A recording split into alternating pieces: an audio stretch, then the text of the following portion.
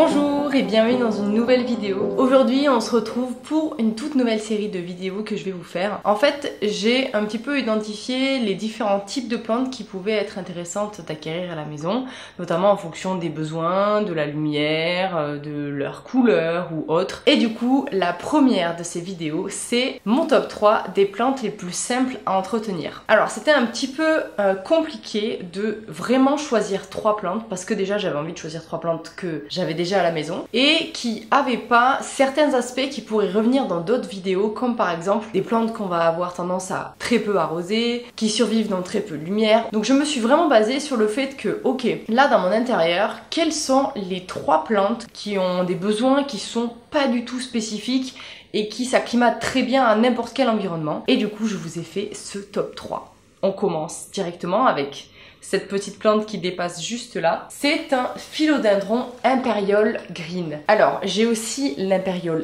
Red, c'est-à-dire que le feuillage est un peu plus pourpre, est un peu plus rouge. Et là on est vraiment sur le green, donc en fait il a une base de pousse qui est dans le tronc principal comme ça.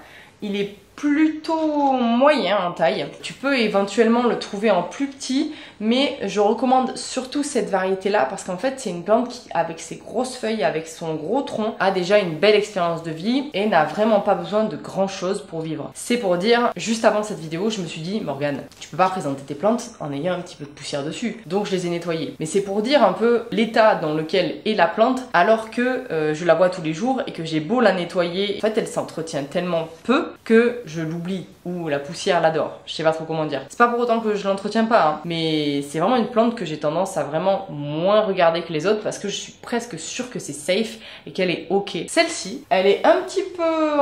En fait, elle pousse vers la lumière. Donc là, actuellement, on peut voir que elle a une direction. La lumière est comme ça, donc elle part vers là-bas. Elle a des feuilles un petit peu, je sais pas, je dirais en forme de flèche, un peu arrondies, mais pas forcément très massive non plus. Le green, il a une belle couleur parce qu'il n'est pas forcément vert foncé. Ces nouvelles feuilles, là par exemple, vous voyez, il y en a une qui va se sortir, elle est un peu plus claire. Et j'aime bien son aspect. Il est chez moi depuis moins d'1 an, donc c'est quand même une plante que j'ai volontairement achetée pour ajouter à ma collection, même si il a rien de ouf particulier, il a rien de qui le démarque énormément, on va dire, des autres. Mais je sais que cette variété de plante là, le philodendron Imperial, n'importe quelle couleur qui vous plaît, un très bon investissement si vous souhaitez une plante simple d'entretien. Quand je dis simple d'entretien, c'est-à-dire qu'en fait, elle s'acclimatera très bien à ton environnement. Tu n'as pas besoin d'avoir une pièce très lumineuse. Il ne faut surtout pas le mettre en plein soleil. Tu peux tout à fait l'avoir si tu as un endroit où tu vis qui est un petit peu plus ombragé que les autres. Au niveau de l'arrosage, là actuellement, il est dans un pot en plastique parce que je voulais tester un substrat. Donc pour le coup, j'ai testé le pot en plastique et mon autre Impérial est dans un pot en argile. Donc ça fonctionne aussi. Pas trop de besoin au niveau des substrats. Tu peux tout à fait lui faire un substrat classique, terreau universel avec un fond de billes d'argile si tu veux pas te prendre la tête. Il grandit très bien. Et au niveau de l'arrosage, j'arrose quand c'est bien sec. C'est tout. Et effectivement, le seul truc que tu vas avoir tendance à potentiellement faire un petit peu plus régulièrement, c'est nettoyer de la poussière parce que c'est des grosses feuilles larges et qu'en fait ça prend assez bien la poussière. Voilà pour mon premier. Alors je sais pas si c'est mon top 1, mais en tout cas il fait partie de mes top 3. Il fait aussi partie des plantes que j'aime, mais j'arriverai pas à vous dire le top du top numéro 1 de la plante qui est très simple d'entretien, parce que pour moi, simple d'entretien, ça veut pas dire peu d'eau, ça veut pas dire très peu de lumière, ça veut vraiment dire un ensemble de tous les critères qui font que tu dois t'occuper d'une plante, et l'Imperial Green rentre dans ces critères-là pour moi. On va passer à la deuxième, je vais la chercher. Et c'est le grand retour de la fougère. Alors, la fougère, on est d'accord qu'elle n'est pas obligée d'être aussi massive que la mienne. D'ailleurs, je la pose sur moi et on voit un peu qu'elle fait la taille de mon corps. Je ne l'ai pas eu aussi grosse, elle a grandi, elle a grossi. Pas du tout un top 3 des plantes qui prennent le moins de place, hein. Ça, on en fera dans une autre vidéo.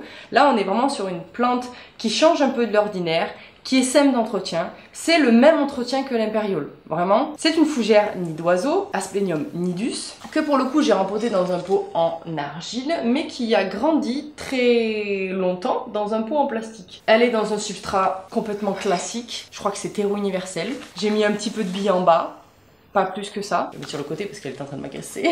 L'avantage c'est qu'une fougère, t'es presque sûr que si jamais t'as vraiment un environnement qui est très sombre, il n'y aura aucun problème avec ça. Au niveau de la poussière, c'est la même chose, c'est un petit peu des feuilles qui sont un peu larges, donc en fait un petit peu de pchit ou de savon noir de temps à autre mélangé, ça peut lui faire du bien pour la nettoyer. Moi actuellement, alors elle est proche d'un humidificateur parce qu'elle est dans un endroit où c'est pratique pour moi de la mettre là, mais s'il n'y a pas d'humidificateur collé, ce n'est pas grave.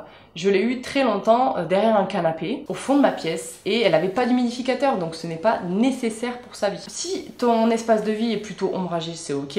Si tu n'es pas très récurrent au niveau de l'entretien, surtout au niveau de l'arrosage, c'est ok aussi. C'est une plante qui est canon, je trouve.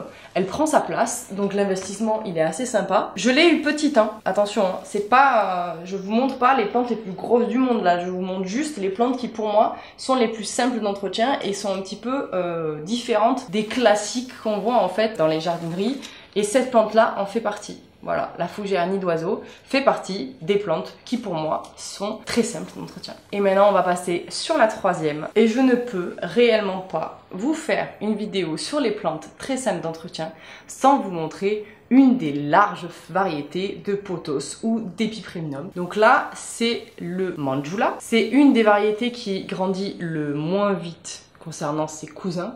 Alors j'en ai d'autres, j'en ai plein d'autres, mais je trouvais que c'était plus sympa de finir aussi avec une plante qui est un petit peu plus petite. Vous n'avez pas besoin d'acheter ou de choisir d'avoir des plantes très grosses pour chez vous. Vous pouvez tout simplement avoir des petits modèles comme ça, les mettre dans des pots un petit peu plus canons, voilà, pour faire un petit peu de décoration et apporter une petite touche de vert chez vous. D'ailleurs, les racines sortent. Trop cool. Donc le pothos c'est une plante qui est très connue. Le Manjula est un peu moins facile à trouver, mais moi je l'aime beaucoup parce qu'il a des grosses feuilles, il a des feuilles très claires aussi parfois, puis très sombres de l'autre côté, et que c'est parfois divisé en deux. Enfin franchement, il y a un peu de tout sur le Manjula. Mais le pothos en général, c'est vraiment une plante qui grandit très bien.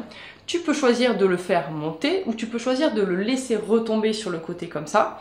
Tu l'arroses quand le terreau est bien sec. Si tu as tendance à oublier un petit peu, franchement c'est pas grave. Je trouve que c'est une plante qui résiste très bien à la chaleur et à la canicule par exemple. Même si quand je suis revenue de vacances, donc j'ai plein de variétés, les feuilles étaient un petit peu fatiguées, mais en fait un bel arrosage, une belle douche, et la plante elle repart. Il n'y a aucun souci avec ça. Elle peut aussi très bien vivre dans un endroit qui est un peu moins lumineux, c'est juste que sa croissance sera moins importante, mais ça c'est un peu pour toutes les plantes en général. Le Manjula est quand même une plante qui a besoin de pas mal de lumière, mais parce que déjà que c'est une plante qui est très lente en termes de croissance, tous les autres pothos que je ne peux pas vous montrer, et de toute façon c'est à vous de choisir la plante qui vous plaît, est ok pour ce top 3 des plantes très faciles d'entretien. C'était impossible pour moi de vous parler de ce thème là sans vous montrer l'Epipremnum, et j'insiste bien sur l'Epipremnum, ce n'est pas un philodendron en redescendant, c'est vraiment un pothos redescendant, ou remontant d'ailleurs, ce que tu veux. J'aurais pu éventuellement y placer la Monstera deliciosa, mais la Monstera deliciosa, je sais que suivant l'atmosphère et parfois avec des changements, elle peut être un petit peu plus, on va dire, pas capricieuse, mais